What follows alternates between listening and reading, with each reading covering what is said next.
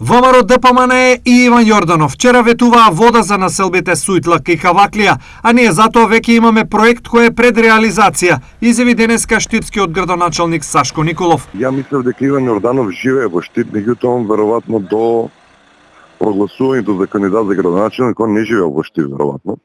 Уште пред 3 месеци дадовме изјава дека обезбедивме средства преку Министерството за транспорт и врски, некаде околу 12 милиони денари, за правење на нов водовод во населба Кавакли и населба Македонка.